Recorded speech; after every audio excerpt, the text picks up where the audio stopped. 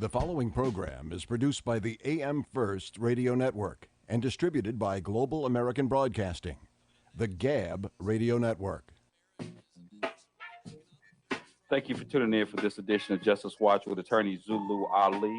I am Attorney Zulu Ali with the Justice Watch crew, Rosa Nunez, Michael Bilal Clark, Dr. Akil Bashir, and Andrea Rodeman. This week, like every week, we'll be discussing critical legal and social justice issues that are impacting our communities. This week, we'll be discussing the school-to-prison pipeline. And joining us today is our very, very special guest, Richard M. Johnson III. Mr. Johnson is a teacher for 21 years at the Chaffee Joint Unified School District at the Ontario High School.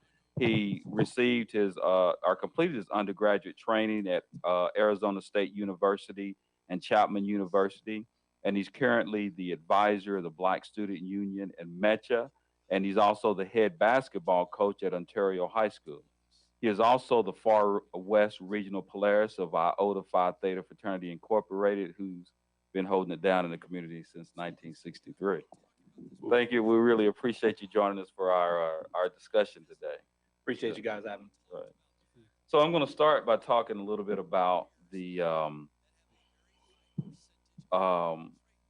some of the statistics, and they're very alarming statistics. I believe they say that African American youth make up 16% of all the youth in the general population, but 30% of juvenile court referrals, 38% of youth in residential placement, and 58% of youth admitted to state adult prison. And a survey by Annie E. Casey Foundation of Youth Justice Agencies finds that the population of Black youth in juvenile detention, and this is just February of this year, reached a pandemic high. It says that while that of white youth was the second lowest recorded in more than a year, he said that Black youth stayed longer in detention than their white peers and even longer than before the pandemic began. It says that the population of Black and Latino youth grew 14% and 2% respectively, but from May 1st, 2020 through February the 1st, 2021, while the population of white non-Latino youth fell by 6%. Now, in 6 states, African-American youth are at least 10 times as likely to be held in placement as are white youth. And those 6 states are New Jersey, Wisconsin, Montana, Delaware, Connecticut, and Massachusetts. And the disparity at which Black and white youth are held in juvenile facility has grown.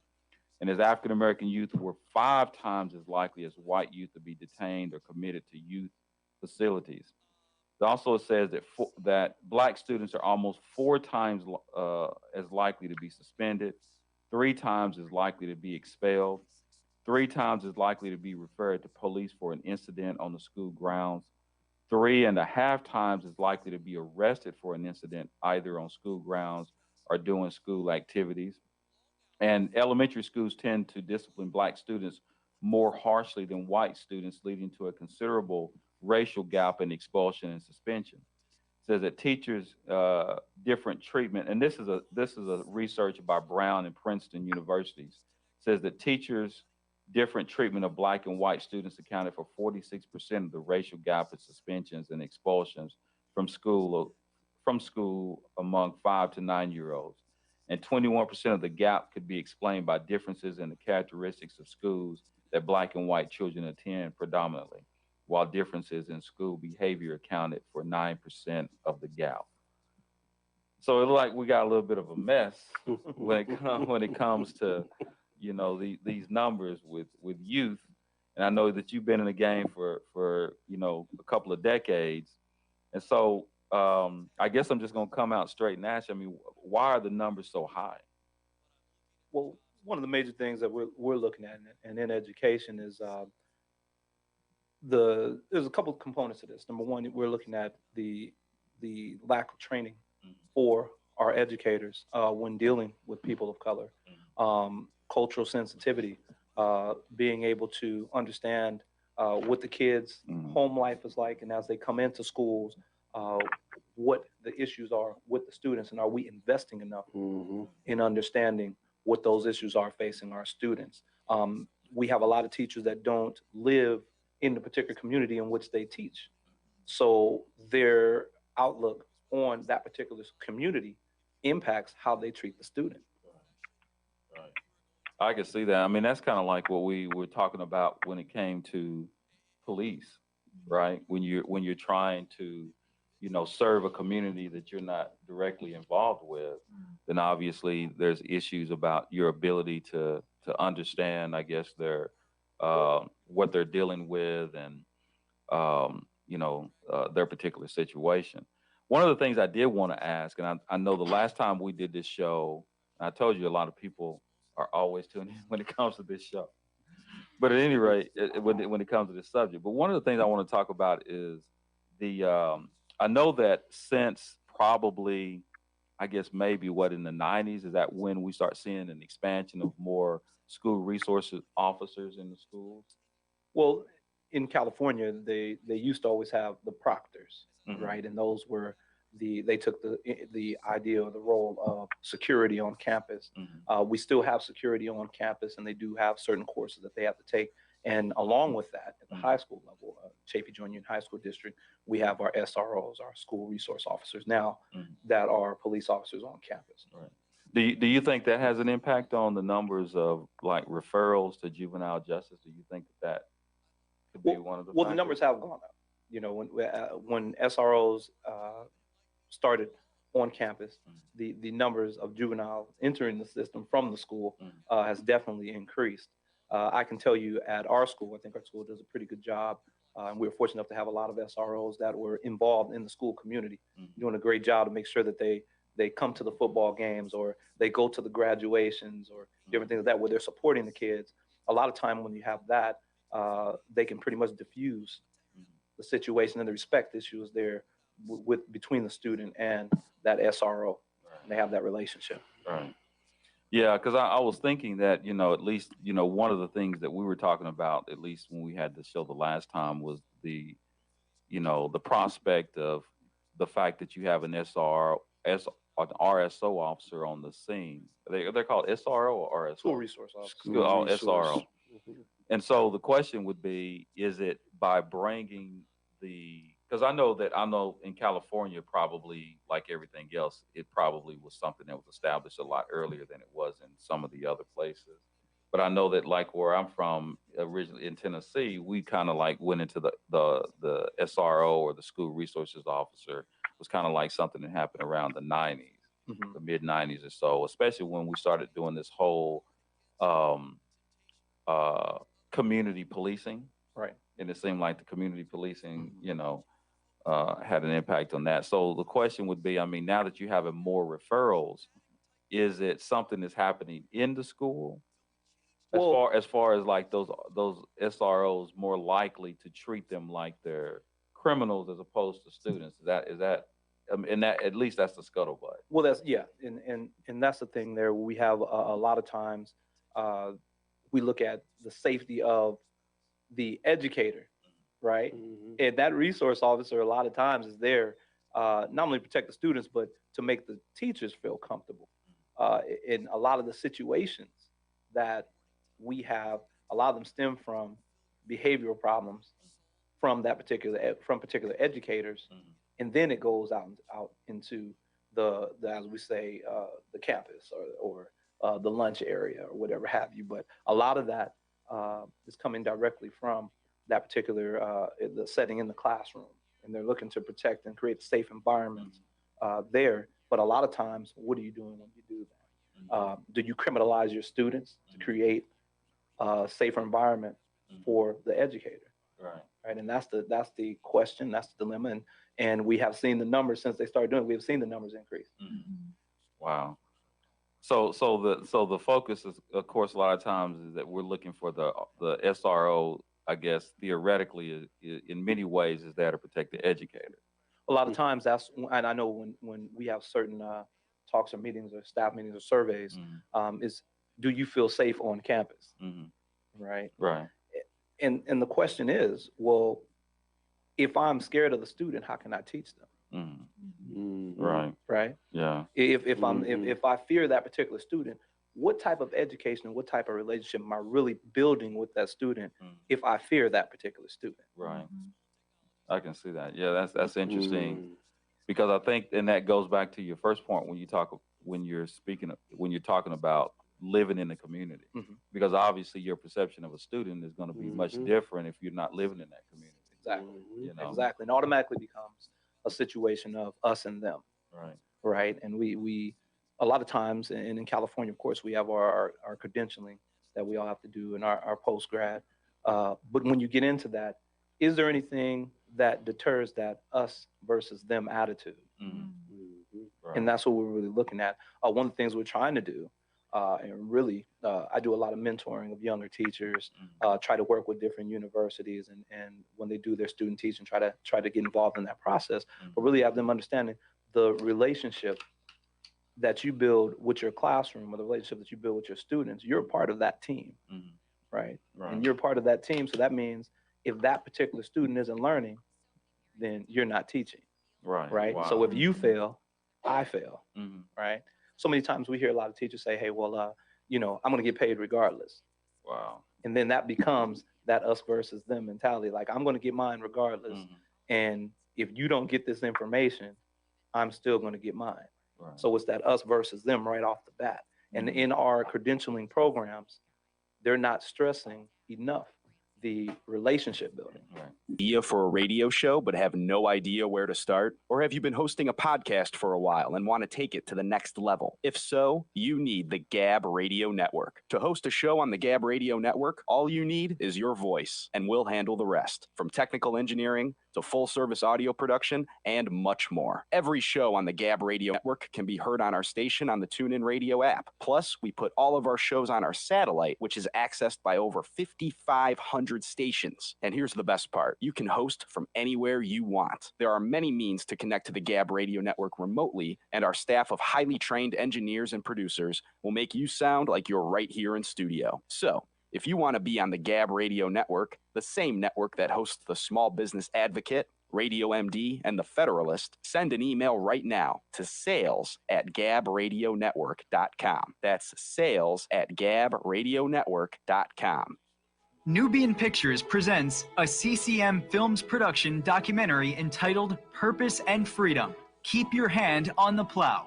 This emotional and strong documentary tells the story of African-American lawyer Zulu Ali seeking justice and his purpose as a lawyer while crossing paths with Araceli, an undocumented immigrant from Mexico who is seeking her freedom.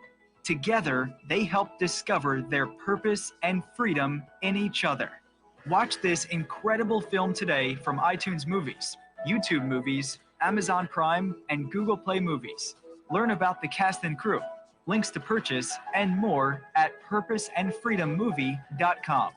Purpose and Freedom. Keep your hand on the plow. Available now. Rated G. I did not feel safe. That's why I decided to come to California, because I didn't feel safe in Mexico. It's kind of like the system, and if you go outside the system, then it becomes a struggle.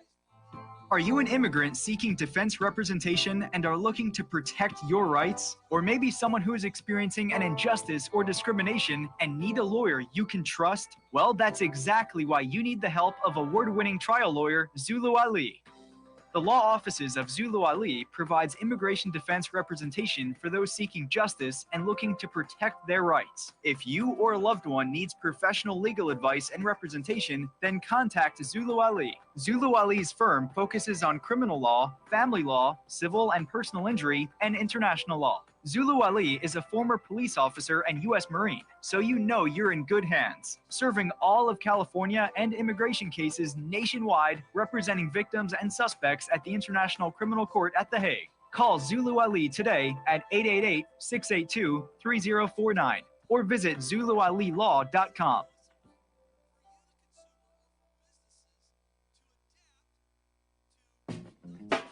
Welcome back to Justice Watch with attorney Zulu Ali and the Justice Watch crew and our very special guest, Mr. Richard M. Johnson III. So before we went to the break, I know we were talking about, the SRO rather, the school resources officers. But also one of the things I want to talk about, and what's interesting when we go back to the whole issue of the type of individuals that we have that are teaching school. I know you said that you mentor many of these school teachers. I mean, is that the issue? Is the issue that we're not getting? Is it we don't get the right personnel? Or, I mean, I know that it could be more than one factor, but I'm just trying to figure out with those numbers and I'm reading here, it just says 5 times more likely. And we're not, and that's just, there's so many different problems because we also have other issues such as the lack of performance, for African American students. Then you have the whole issue of the discipline that happens in school and the discipline when it comes to being sent over to, juvenile justice. And so, is it in the school or is it out of the school? So, in other words, I mean, have we failed these kids? Well, it's the village, Mhm. and that's the thing is the blame. We could always point the finger, a little bit more towards coming up with the solution, in terms of understanding that it's a great triangle, right? And I always tell my children, my students, this: hey, it starts from the parents. The parents have their job, the students have their responsibility, Right. and the educator or that particular school system has its particular responsibility in that as well. So it's a great triangle to try to uplift and uphold, to create these kids, help these kids have success, to create success for these particular kids. That particular gap that we have in terms of the achievement gap, when we talk about the triangle at home, I was just talking to some of the brothers about some of the things that we did when we were younger and what our parents had. Sesame Street, Reading Rainbow. We had things such as Texas Instrument. I mean, for me, it was a big deal. Texas Instrument came out with the Speak and Spell and Speak and Math, and that was, Atari was there and television was there. But I remember I was getting those things for Christmas. So a lot of things, that my parents put in front of me, right, allowed me to continuously enjoy learning. So when I went into kindergarten, I went into first grade, there was a certain skill set that I had already had, and that's important there. If we go into with the educators, same thing. There's a certain skill set that they have to have, understanding the background of the children in which they are teaching. So we can't complain about, hey, well, this kid came in and he came in with a lower skill set, right? Knowing that means I have to be that much more creative. And that's when we talk about the profession. That's why I love the profession, because it's an art form. It's ever changing.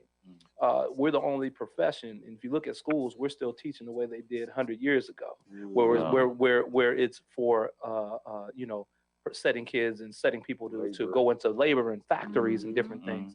And now we want our kids to be innovative and we want them to be creative, and we fall behind a little bit. So now there's this massive push to try to restructure everything, but you can't restructure if you're still teaching like you did 100 years ago. Right. That's so true. I mean, I could just imagine. I mean, there's so many different things. I mean, we could actually just have a show, a whole radio show on this subject, to be honest with you, because some of the things that are coming to my mind, when I'm thinking about what's happening, with our young, men and women, and because one of the issues, obviously, going into the school system is it worse? I mean, I don't remember. I mean, so in other words, when we think about the 50s and we think about the 60s, as we get up into the 70s, especially when we start talking about the timeline in the 1980s, when we get to the the so-called crack era, right? I mean, was it that bad back then? I mean, hasn't it just gotten worse? And is that due to, and we, I don't want to sound like cliche, I know this sounds like, kind of cliche, but is it the breakdown of the family? Well, I think that has something to do with it. It has that's a component of it. The breakdown of the family again, how we set our kids up as they go into school. A lot of times, our kids are being suspended and expelled for behavioral problems, and that's something that we're saying, hey, wait a minute, we're taking these kids out of the classroom for behavioral problems. Again, talking to some of my fraternity brothers, Iota Phi Theta Fraternity Incorporated, about how we handled problems in school. One of the things that we always talked about was that our parents, I know specifically mine, said, hey, if the teacher wrongs you in any way, or there was something that you feel was not just, you come to me first, and then I'll address it. And we didn't have the voice to talk back to anyone that was an authoritative figure or that was older than we were. That was part of how we grew up. Now, ask that question, now you got CPS and everybody else saying that, but back, it was a time, if you said that and the kids said, yeah, you knew that kid's behavior was going to be a little different. You knew if you called home, you're going to expect to change.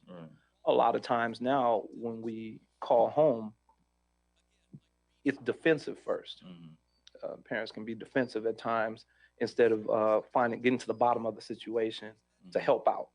And when I make calls home, my situation is, hey, let's work to find a solution to create success for the kid. But then that comes back to the teacher. Because no one is cleaning. This comes back to the teacher, because if the only time I call home is on a negative point, then they're automatically going to be defensive. Why are you calling me? Sometimes we got to give calls when your student gets that A, or a student might have been a failing student and they got a C on that test, right? And you show the improvement there. And we got to say, hey, mom, hey, dad, they did an excellent job. They're changing here. We're starting to see that. And just as we put those calls in for failures or bad behavior, if we start putting those calls in on the good side of things, when they achieve success, now we're building, again, that relationship. Everything comes back to that relationship that we have. A lot of people in the business field, they'll say, hey, well, what is our return on investment? You hear that a lot, ROI. Well, a young brother by the name of Cleo Thurman says, well, hey, what about the ROR, right? The return on relationship. Once you invest in that relationship, both as a parent and a teacher, you're not going to do anything but benefit the kid, right? The student is going to achieve success because everybody is communicating. Wow. Man, that's good. I mean, obviously you know, and it's amazing, and that's why it's important to have a great school teacher. It makes a huge difference when you have somebody. What did you say, Andrea? No, I said, speaking from experience, it absolutely is. It absolutely is. Yeah, you have school children. You have school-age children, right? I have an 8-year-old young black male, and I've gone through some things with the school that he goes to. It's a non-traditional school, but, you know, my son is a very, you know, his rigor for academia was sky high. But one incident, unfortunately, kind of messed him up a little bit. And to this day, he's going to the 4th grade. This incident happened to him when he was in the 2nd grade, and he still talks about how the teacher would not listen to him and would not let him speak, and it broke his little heart. You know, my son's he's a really good kid, but he didn't listen. He did not listen, and to this day, he talks about if teachers would just listen. And so I actually had him have a meeting with the principal, because they wanted to find out, you know, what can they do to help the African American students. Number one, stop shutting them down and listen to what they have to say. They're not all bad, but they just immediately assumed that one person was telling the truth and my son was not, and just so happened my son was a black one, the other one was not. Wow. Yeah. Well, you know what? Dedicated radio program that's sweeping the nation, and you don't want to miss it. Justice Watch with attorney Zulu Ali, the voice of justice for the people. The focus of Justice Watch is to provide an honest analysis and viable solutions to the criminal and social justice crisis in America and the world from a Black, brown, working class, and socially disadvantaged perspective, and to motivate listeners to be informed and part of the solution. Zulu Ali is joined by the Justice Crew, consisting of Rosa Nunez, Michael Clark, Dr. Akil Bashir, and Charito Ali to tackle the most pressing issues. Host attorney Zulu Ali is a former police officer, U.S. Marine Corps veteran, and an award-winning trial lawyer who focuses on representing persons accused of crimes, immigrants, victims of discrimination, and persons seeking civil justice. Find out how to listen to Justice Watch with attorney Zulu Ali at justicewatchradio.com. Nubian Pictures presents a CCM Films production documentary entitled Purpose and Freedom. Keep your hand on the plow. This emotional and strong documentary tells the story of African-American lawyer Zulu Ali seeking justice and his purpose as a lawyer while crossing paths with Araceli, an undocumented immigrant from Mexico who is seeking her freedom. Together, they help discover their purpose and freedom in each other.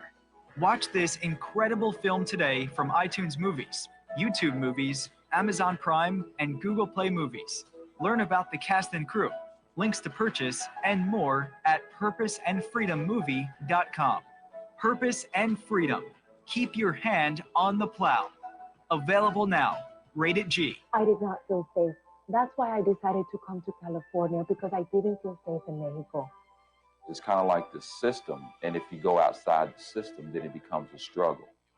Are you an immigrant seeking defense representation and are looking to protect your rights? Or maybe someone who is experiencing an injustice or discrimination and need a lawyer you can trust? Well, that's exactly why you need the help of award-winning trial lawyer Zulu Ali. The law offices of Zulu Ali provides immigration defense representation for those seeking justice and looking to protect their rights. If you or a loved one needs professional legal advice and representation, then contact Zulu Ali. Zulu Ali's firm focuses on criminal law, family law, civil and personal injury, and international law. Zulu Ali is a former police officer and U.S. Marine, so you know you're in good hands, serving all of California and immigration cases nationwide, representing victims and suspects at the International Criminal Court at The Hague. Call Zulu Ali today at 888-682-3049 or visit ZuluAliLaw.com.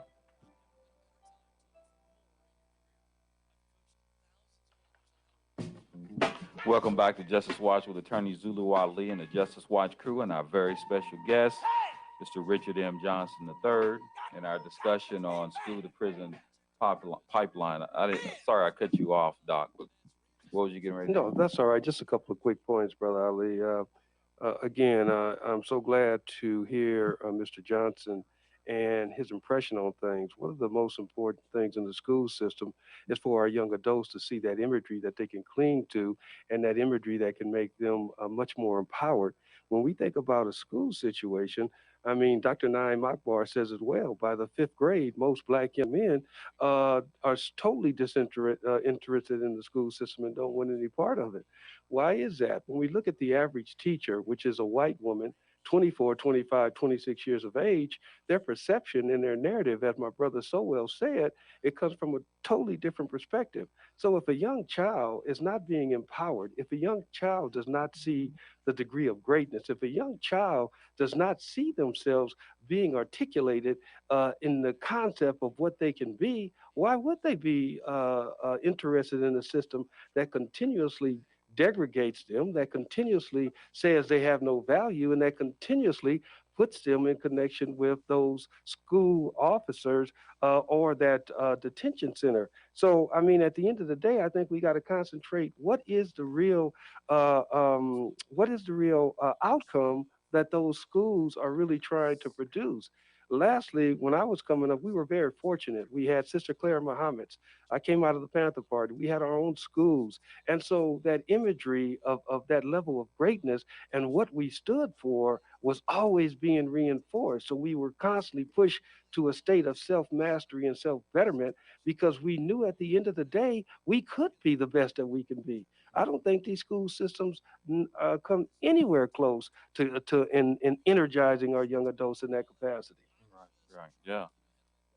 And I know you got a few questions there, but one of the questions also I want to say, that you brought up, I think that comes out of this is why can't we need so many more young, black men and women, but definitely a lot more black men in the education. I mean, what is it about?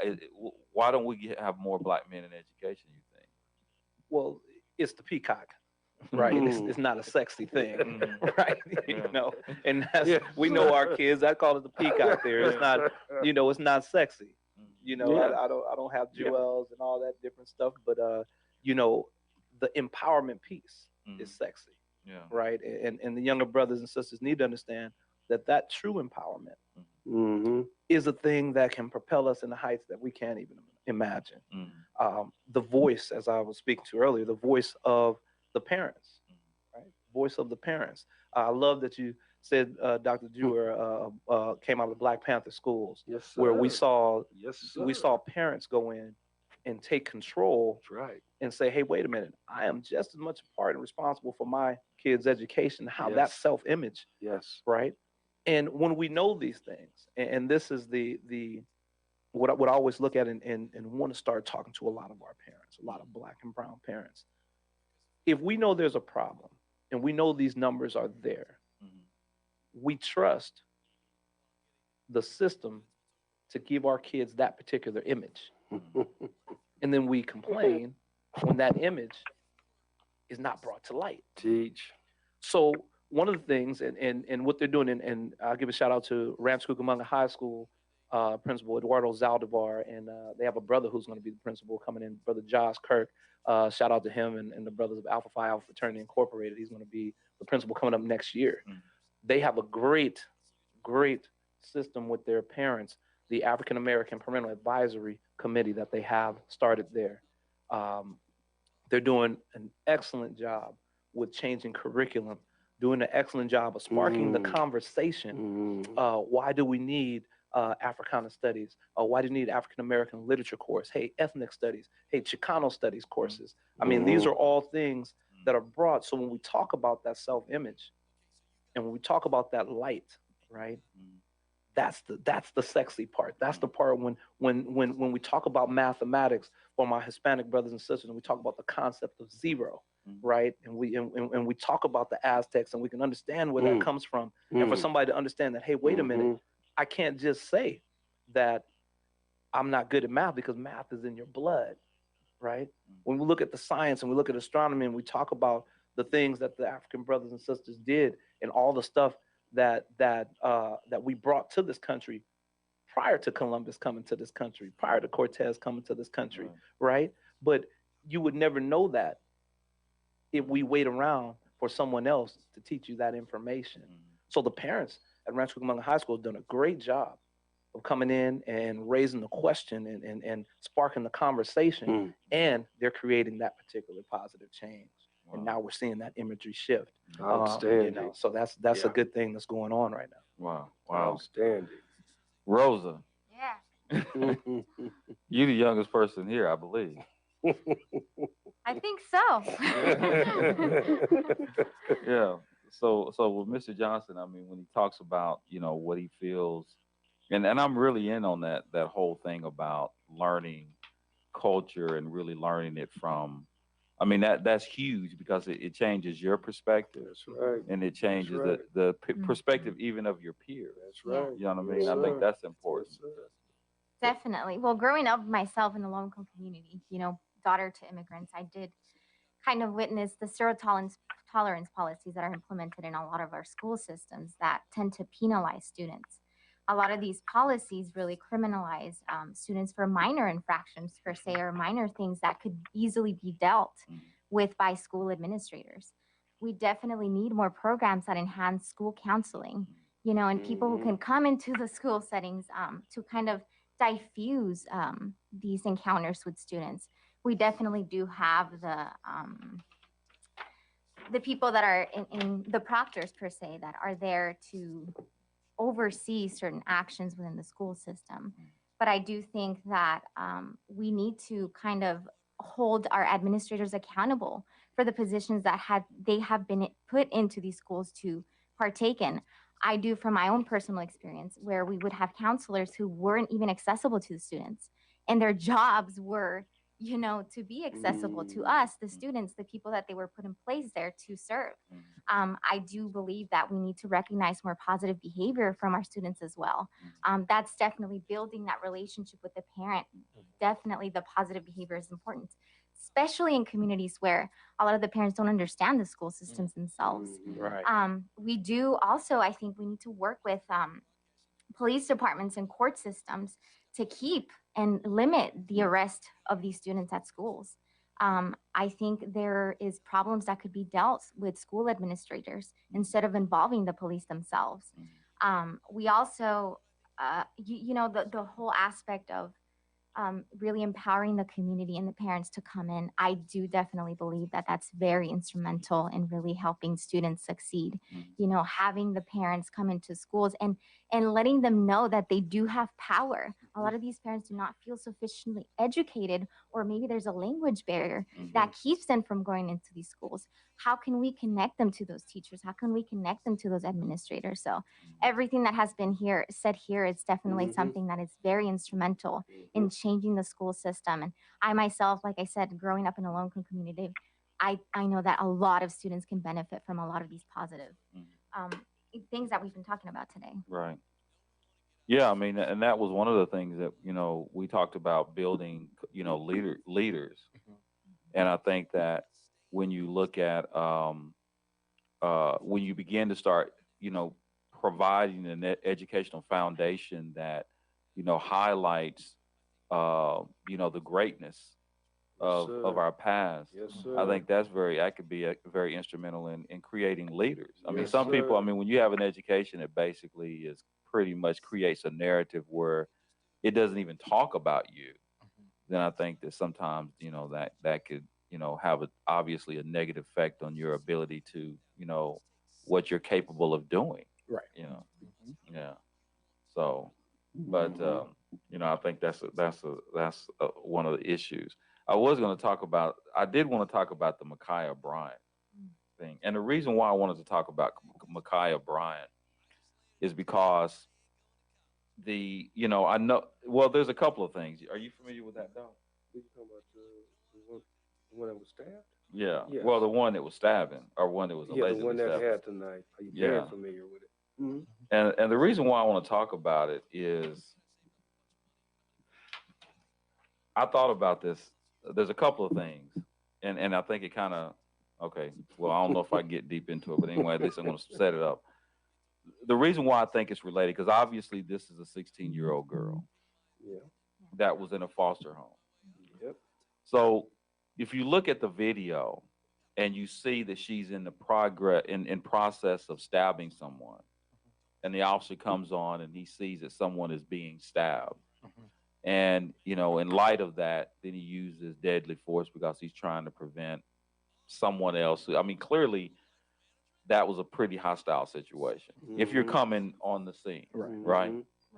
So I think arguably, because it becomes a much bigger issue, because basically what the conversation is specifically about what the officer saw when he got on on location. But, you know, from my experience being a police officer, what I wanted to know was, and this is where you start seeing the way that they treat different people. When so the girl makes a call and says that she basically is being threatened by some other individuals. Yes. So typically, if you're in dispatch, you're going to say, okay, what's your name? What are you wearing? What are they wearing? Please stay on the phone with me. I have a unit en route, right? That's right. Don't go outside, and then you got you see what I mean? Yeah. That's right. But it changes. But anyway, I want to just finish. We got to go to a break. I'll finish up with that on the other side of the break. Please do not touch that dial. It's a new nationally syndicated radio program that's sweeping the nation, and you don't want to miss it. Justice Watch with attorney Zulu Ali, the voice of justice for the people. The focus of Justice Watch is to provide an honest analysis and viable solutions to the criminal and social justice crisis in America and the world from a Black, brown, working class, and socially disadvantaged perspective, and to motivate listeners to be informed and part of the solution. Zulu Ali is joined by the Justice Crew, consisting of Rosa Nunez, Michael Clark, Dr. Akil Bashir, and Charito Ali to tackle the most pressing issues. Host attorney Zulu Ali is a former police officer, U.S. Marine Corps veteran, and an award-winning trial lawyer who focuses on representing persons accused of crimes, immigrants, victims of discrimination, and persons seeking civil justice. Find out how to listen to Justice Watch with attorney Zulu Ali at justicewatchradio.com. Nubian Pictures presents a CCM Films production documentary entitled Purpose and Freedom. Keep your hand on the plow.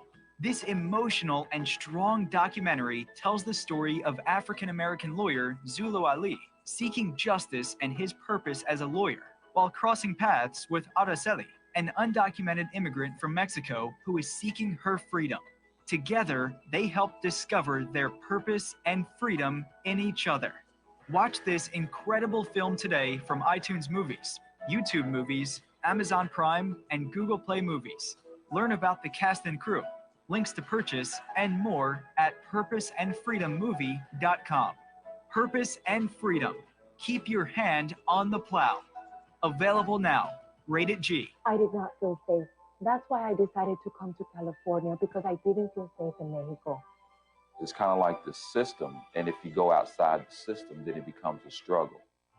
Are you an immigrant seeking defense representation and are looking to protect your rights? Or maybe someone who is experiencing an injustice or discrimination and need a lawyer you can trust? Well, that's exactly why you need the help of award-winning trial lawyer Zulu Ali.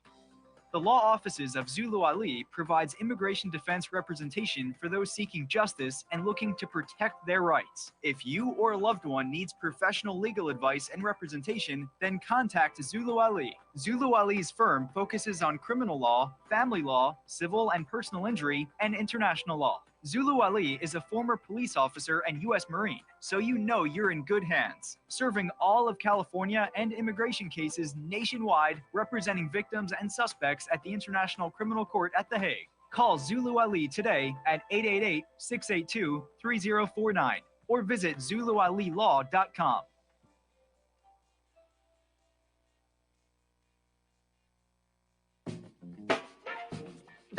Welcome back to Justice Watch with attorney Zulu Ali and the Justice Watch crew and our very special guest, Mr. Richard Johnson. So what I was getting at is when oftentimes I believe it starts with, that's where it starts with dispatch, the way things are dispatched sometimes in our communities. So oftentimes, you know, if you're going to a certain neighborhood, you know, then oftentimes the dispatcher is going to dispatch the information in a way in which that is very vague. So, you know, I haven't heard it, so I could be wrong. But oftentimes when you have communities where that are specifically our communities, Black and brown communities, when this, you know, they'll give you vague things like, you know, there's a 415, or there's disturbing, there's a fight. You know what I mean? So assuming that she called and they sent him out to a fight, then that's negligent because it's more than that. I mean, has the dispatcher said, for example, if he came from a different community, then the dispatcher might have said, okay, ma'am, you know, let me assess the situation. What are you doing? Do not go outside. What do the people look like? I have the officer on the other line. Dispatch, the officer says, look, I got the person on the other line. I told him not to go outside. I told him to stay on the phone with me until you get there. When the officer gets there, you'll meet the officer. You know what I mean? Right. And so, you know, so, and you see those things happening sometimes. And, you know, so you got the officer, in many ways, maybe the officer, because of lack of information, maybe he could have inquired more, or maybe the dispatcher could have given more information. But from that perspective, as soon as you get that call, that's what you want to know. If you're saying that don't tell me there's a fight, well, I want to know something else. I mean, you know, you're telling me it's a fight. So when I get there, then obviously you're trained, you're based upon the information that you have. So when you get there and you see someone in the process of stabbing somebody, you're going to get tap. Right. But if the dispatcher would have, I mean, we see it on television all the time. How many times have we heard 911 calls when they say the victim tell them you always tell the victim to stay on the phone, right, until the person gets there. And then, not to mention, you remember the kid. What was that? You remember the kid that had the AK-47? His name was. How was his name? Kyle Rittenhouse. 17-year-old? Yeah. About the white boy. Yeah, in Yes. Kenosha, Wisconsin. That was him. Yeah, so he goes in there and basically with an AR-15. I mean, the officers all around him, and you got a 15-year-old kid, or a 17-year-old kid walking around with a rifle, and basically he wasn't even arrested on the scene. No, he wasn't. He was allowed to walk away. They gave him water, right? Yeah. They said that They during did. fall, They gave yeah, water. and just told him, whatever, man, go on home. So I mean, I think that's the reason why people are beginning to start seeing that there could be differences in the way in which we treat people. It doesn't begin on, what happens in the street happens in the classroom. Oh, yes. Well, You know what I mean? Yes, indeed. So I mean, when you have such, and maybe even within, can you imagine in the school where you have, RSOs or SROs rather, that are encountering situations, are they dealing with students that same way? You know what I mean? These perceptions in a way that you see, when you think of a usual suspect, you have an idea in your mind. And we heard just recently, and I got to look it up. I had the information. We have to look at where these 3 officers were discussing, and actually it's a jurisdiction where I think there's a black police chief, where these officers were saying, we're getting ready to set them back 400 years. They got caught in this private conversation. I remember. Yeah. So, so you got all this going on, and at the same time, and we're up against a lot, but it's time for our community and I love when you said, we can't leave it in their hands. We have to, as a community, start going to these schools, getting involved, not only in our own children's life, but get involved in other children if need be, because it's a village. Yes. A child every child belongs to us. And we do need to start, getting involved. And then we want to put school teachers and the school teachers that, like yourself, who are really in there and in the fight, that really wants to do well. You need that backup. You need that support. You need the community to support you. You made a point. You said it basically, when it comes from you, you're just your teacher. You know what I mean? Right. And then and so we need to, when we're marching and whenever we're making a lot of noise, we don't only need to make noise in response. Right. We need to be proactive and supporting, our educators. And to me, I said this in the show. You remember when I said it in the show, who's more important? Rosa, you remember that? I said the educators are the most important people that we have. Are our educators, the ones that are the minds of our young people. So yeah, man, I applaud, your profession and what you do and your paradigm and what you bring to the occupation, because it's just critical, because those are the formative years of our young men and women, which shapes, we got to get them when they're young. That's right. Because when they come to me, it's too late. Right. You know what I mean? I get them on the back end. You know what I mean? Right. And so, when we can get them, catch them early and get them on the front end, then we're really going to start seeing some changes. Yes. Let me tell you, I get them right in the middle, Brother Ali, and it's pure hell. So, yeah. So, but man, I you've been dropping some jewels. I know that. well, I want to go back to the sister real quick, Ali. You talk about the police officers in that situation. Well, why is it always when we talk about retraining them, they don't have to be retrained in their engagement with white people? So it goes to the value system. They're not valuing our people when they come up on these situations. So their prejudgment in their evaluation is not extended to the time period that they do their own. They give every benefit of the doubt.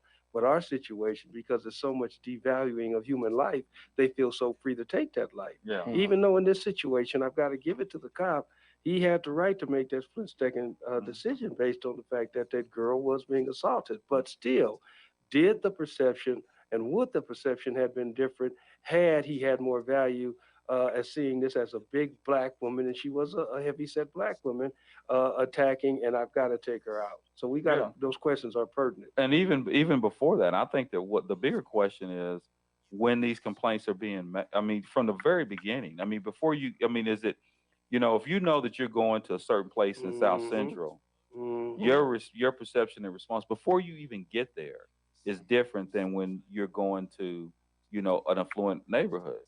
Well, yeah, that's, one of the things in the police profession as well as in teaching, you're in a position of servant leadership. And a lot of times we forget the servant part and we just think we're just leaders. And in our classrooms, we don't understand that we are here to serve these children and these parents. And our leadership is what's going to get them to be where they need to be. But a lot of times we skip right to the leadership. And so many times when we're training teachers that, hey, your classroom is your classroom. You're the king in that classroom. No, that's not actually the case. Actually, you're a servant of the community, just like a police officer is a servant of the community. So servant leadership is a difficult job, but we have to understand that first and the psyche that comes with that when you choose to get into that profession. Right.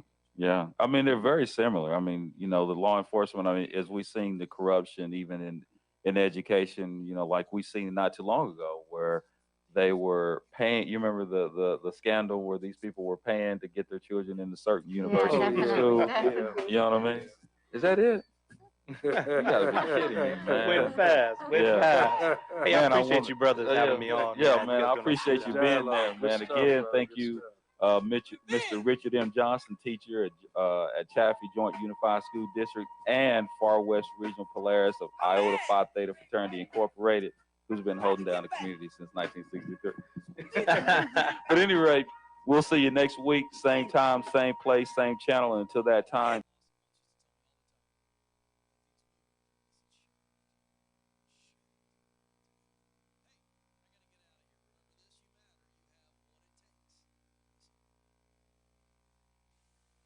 Hi, I'm Scott Knutson, host of the Cowboy Entrepreneur Show, heard here on KCAA every Friday, 3 p.m. Pacific. Listen to me as I talk to some of the top businesses and horse people from around the world. That's the Cowboy Entrepreneur Show, right here on KCAA, the station that leaves no listener behind. There's a new nationally syndicated radio program that's sweeping the nation, and you don't want to miss it. Justice Watch with attorney Zulu Ali, the voice of justice for the people. The focus of Justice Watch is to provide an honest analysis and viable solutions to the criminal and social justice crisis in America and the world from a black, brown, working class, and socially disadvantaged perspective, and to motivate listeners to be informed and part of the solution. Zulu Ali is joined by the Justice Crew, consisting of Rosa Nunez, Michael Clark, Dr. Akil Bashir, and Charito Ali to tackle the most pressing issues. Host attorney Zulu Ali is a former police officer, U.S. Marine Corps veteran, and an award-winning trial lawyer who focuses on representing persons accused of crimes, immigrants, victims of discrimination, and persons seeking civil justice. Find out how to listen to Justice Watch with attorney Zulu Ali at justicewatchradio.com.